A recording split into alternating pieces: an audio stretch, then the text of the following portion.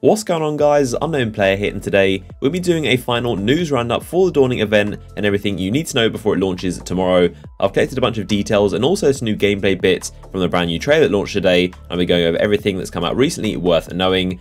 So firstly, a lot of people are asking when the actual event goes live, and the answer is 10 AM Pacific time, so the usual time that events and Iron Banner normally go live, so not at reset, 10 AM Pacific or 6 PM UK time.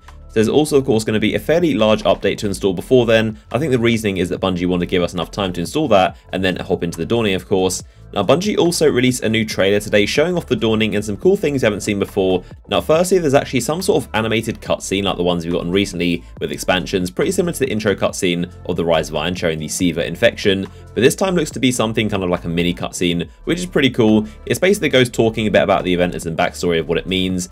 There's also another look at this consumable, or whatever it is. It's kind of glowing lanterns that you can interact with. You can see someone running around with them in the back, and also some others that have just let them off. So expect to see the tower basically covered in these things, because it appears they're interactable, and you basically set them off in the tower, kind of like glowing lanterns you put in the sky.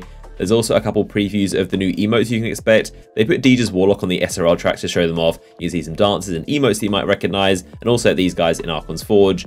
So in terms of the gear to expect, there's a nice shot of these three showing off the glow-in-the-dark kind of chroma effect on the new armor, which is pretty cool, and I'm glad it's actually being put to good use. I mean, it was okay when it was introduced in the April update, but I thought most of the gear looks pretty tacky and strange. I mean, some looks really nice, like the Trials gear, the little Apple Watches you can have, but we didn't really see much good use of chroma in Rise of Iron, if at all. So it's nice to see it actually make a proper appearance in this event, and they're making some good use of the actual chroma. I'm sure a bunch of you have got a massive amount of chroma sitting in your vault, so now it can actually be used on some of this gear, and looks really nice in the process. Now, also speaking of some other gear, there's this shot of some SRL stuff. This character in the front looks like they've got some kind of ornaments applied to their gear. As you can see, their armor is a little bit more decorated and cool looking than the ones behind, and this is like a tiger print on the armor as well. And now the final thing they showed off in this mini trailer is probably the most interesting, and they showed off one of the actual big presents in the back of the tower being opened. Of course, we're wondering what those are about, want to know what's in them, and he gets 2 exotic engrams and 25 strange coins. So there you have it. We all wanted to know what was in the big presents. Pretty impressive drops if you ask me. I'm sure the others would be different, but for the most part, they're pretty decent drops and definitely some nice stuff to get for free. Honestly, I'll be more excited about the strange coins than the exotics personally, and there's probably going to be 100 strange coins across all of these presents.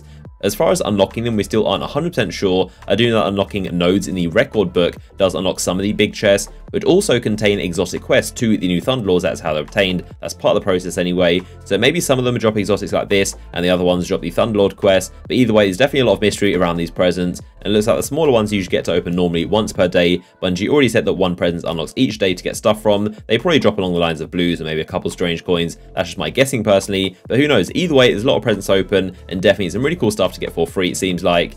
So the next thing is that Bungie also puts up an official site for the Dawning, basically overviewing everything to expect in the event. It's got some cool artwork that we've already seen, a couple of quotes and a bit of backstory about the event from the Cryptarch. It mentions opening gifts every day in the tower. There's also a look at the SRL maps and tracks, which is pretty cool. So Hakon's Precipice, the Plagueland Snowy map, also Shining Sands, which is the Mercury one, and of course Campus Martius and Infinite Descent, which are the Mars and Venus maps from last year. So 4 in total, and it gives a bit of backstory and description about them as well. So the Vanguard Elite section details, of course, these strikes, and it shows off all the medals in the strike scoring. There is an absolute ton of these to collect, basically all kinds of weapon types and ammo types, sprees, multi-kills, and supers, pretty much every single super in the game. So yeah, it's quite a lot to earn for sure. I'm looking forward to see what the most efficient ways to get a lot of points, what the easiest medals to get and stuff like that. So going to be pretty interesting top into strike scoring, definitely looking forward to it. And there's also, of course, the section showing gear from Eververse, which are the treasures, which appear to be buyable from the Eververse store and also earnable in-game, which I'm sure we'll find out more about tomorrow. So in terms of this update dropping tomorrow with the event, we still don't have exact details of what's going to be in the patch notes. The most important thing we will still want to know about is if there's going to be a big weapon rebalancing patch or subclasses or some kind of sandbox update, which they said they always do quarterly, and of course one is long overdue. So we're all expecting some kind of big weapon rebalancing, and they still haven't said exactly if there is or isn't going to be one. My bet is that there probably will be. They do say quarterly, so I'd expect one in this kind of Dawning event. It definitely makes a lot of sense, if not in the next coming weeks, but I'd probably expect something to do with the fastest rate of fire pulse rifles, most likely the Clever Dragon, something nerfing that possibly, or high caliber rounds, or maybe something buffing primary weapons, or nerfing shotguns, something along those lines. But do remember, Cosmo did also ask about the weapon balancing and our opinions on buffing primaries, so we wouldn't really ask that for no reason. They're definitely working on something. The question is if it's going to be in this update, but either way, it's probably going to be very, very soon in the next coming days or weeks.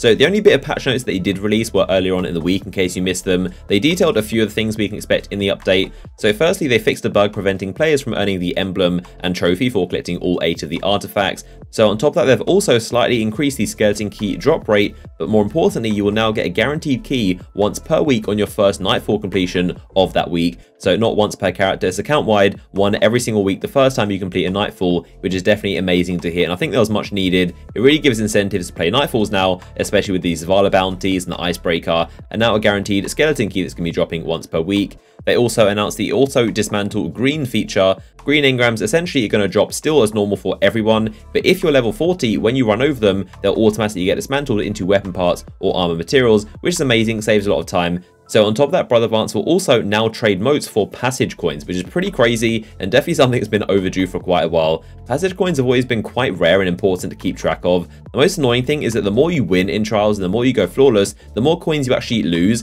I had like a few hundred by the end of year 1, but now I'm down to like 50. They slowly go down the more you win, the more you go flawless. And it was a really strange system ever since they took them out of the Lighthouse chest as loot rewards. So now they shouldn't be an issue, just buy passage coins with motes of light that you do through Brother Vance.